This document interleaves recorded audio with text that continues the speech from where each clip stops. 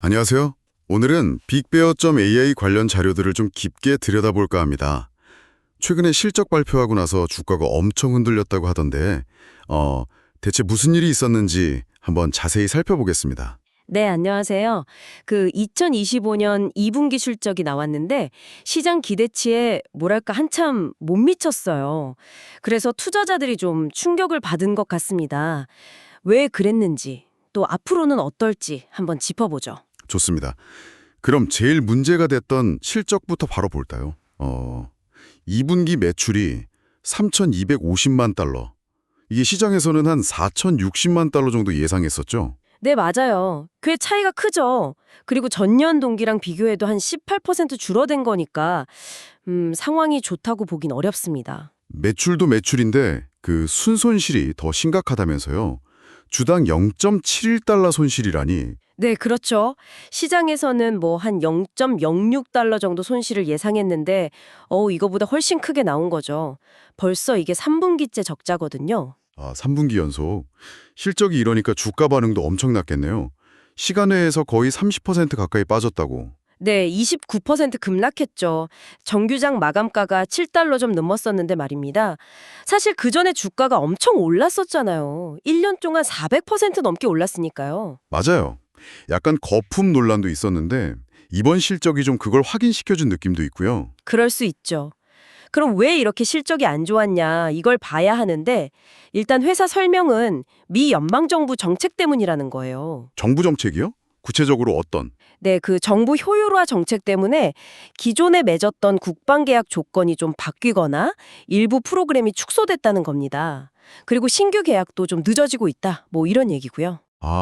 빅베어 AI가 원래 정부 특히 국방 쪽 사업 비중이 크지 않나요? 네, 핵심이죠. 데이터 분석이나 예측 AI 솔루션을 주로 그쪽에 제공하니까요. 그러니까 정부 계약에 변동이 생기면 타격이 클 수밖에 없는 구조죠. 결국 그 정부 계약 의존도가 너무 높은 게 좀 리스크였네요. 뭐 그런 지적은 계속 있었죠. 근데 단순히 의존도 문제라기보다는 이번엔 좀 구체적인 정부 예산 집행 방식 변화나 특정 프로그램 우선순위 조정 같은 외부 변수가 직접적으로 작용한 것 같아요. 그렇군요.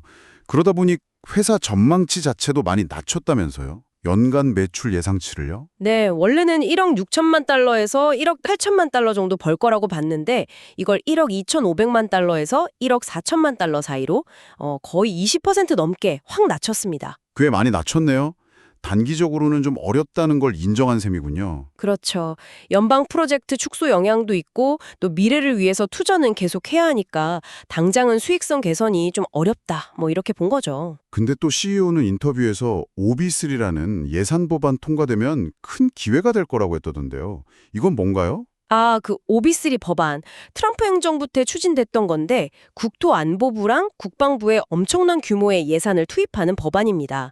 데이터 분석이나 AI 기반 안보 시스템 구축 수요가 늘어날 테니 기회라는 거죠.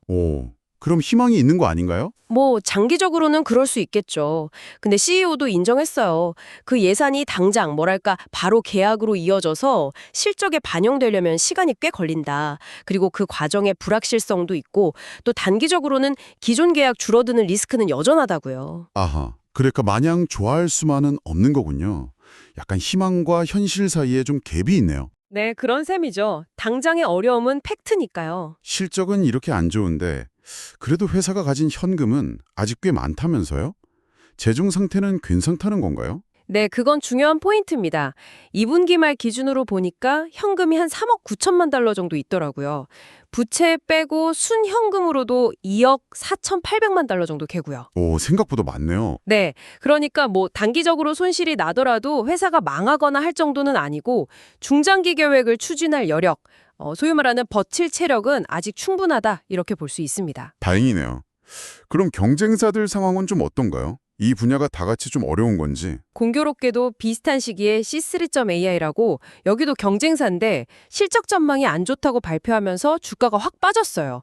26%나 급락했죠. 거기도요? 네, 그리고 뭐 팔란티어 같은 다른 기업들도 최근에 주가 변동성이 좀 컸고요. 이걸 보면 시장이 이제 AI 기업들을 볼 때 그냥 와, 기술 좋다 이게 아니라 그래서 이걸로 돈은 제대로 버는 거야? 이걸 더 따지기 시작했다는 신호 같아요. 그러니까 실질적인 성과, 수익성을 더 중요하게 본다. 그렇죠. 기술에 대한 기대감만으로는 좀 부족하다는 거죠. 종합해보면 빅베어 AI가 기술력이나 시장 위치는 분명히 강점이 있는데 당장 넘어야 할 산이 꽤 높아 보이네요. 정확히 보셨습니다. 혁신적인 AI 기술, 특히 방이나 정보 분야에서의 전문성, 그리고 또 넉넉들은 현금. 이건 분명 강점이죠. 근데 정부 계약 의존도에서 오는 변동성, 예산 집행의 불확실성, 또 단기적인 실적 부진. 이게 다 큰 리스크 요인입니다. 결국은 그 오비트리 같은 새로운 예산이 실제 계약으로 얼마나 잘 이어지고 이걸로 돈을 벌 수 있느냐가 관건이겠네요. 네, 맞습니다.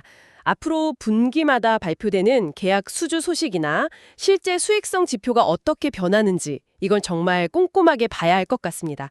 장기적인 관점에서요. 오늘 빅베어 AI 얘기를 쭉 들어보니까 정말 아무리 잘 나가는 첨단 기술 기업이라도 정부 정책이나 예산 같은 외부 환경에 얼마나 크게 영향을 받는지 새삼 느껴지네요. 그렇죠. 특히 정부 대상 사업은 더 그렇죠. 여러분께서도 어떤 산업이나 기업을 보실 때 이런 외부 변수와 기업 자체의 역량 사이의 관계를 한번 생각해 보시면 어떨까 싶습니다. 어쩌면 기술 자체의 잠재력만큼이나 그 기술이 현실 세계의 복잡한 시스템 안에서 어떻게 작동하고 받아들여지는지가 더 중요할 수도 있겠다는 생각이 드네요.